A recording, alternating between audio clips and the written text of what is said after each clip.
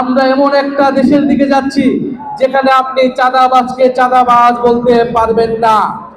চাঁদাবাজকে চাঁদাবাজ বললে আপনার বিরুদ্ধে মামলা দেওয়া হবে। সেই পুরনো কায়দা, সেই পুরনো সিস্টেম কিন্তু তারা ভুলে গিয়েছে। এই প্রজন্মের সাথে সেই পুরনো কায়দায় আচরণ করে লাভ নাই।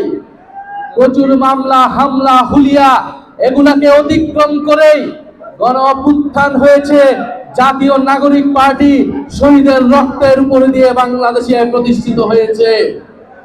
ফলে যদি আজকে নাসিরউদ্দিন পাটোয়ারির মুখ বন্ধ যদি তারা মামলা দিয়ে করতে চায়, তাহলে তারা বড়ই ভুল করছে।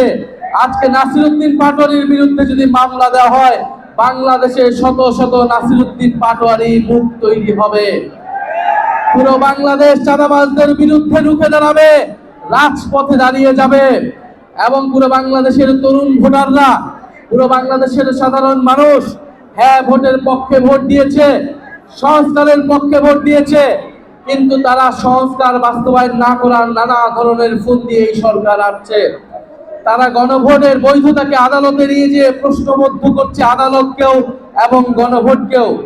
আমরা আর অপেক্ষা করছি, যদি 12 তারিখ অধিবেশনে সংস্কার পরিষদ গঠিত না হয়, যদি সংস্কারের জন্য উদ্যোগ গ্রহণ না করা হয়, আপনারা আমরা যারা হ্যাঁ ভোট দিয়েছি, নিজেদের ভোটাধিকার, নিজেদের অধিকার রক্ষার জন্য আমাদেরকে আবারও রাস্তায় নামতে হবে।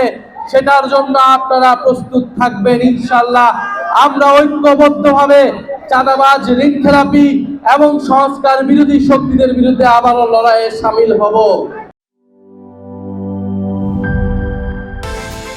বিকাশ পেমেন্টে 10,000 টাকার বেশি অফার।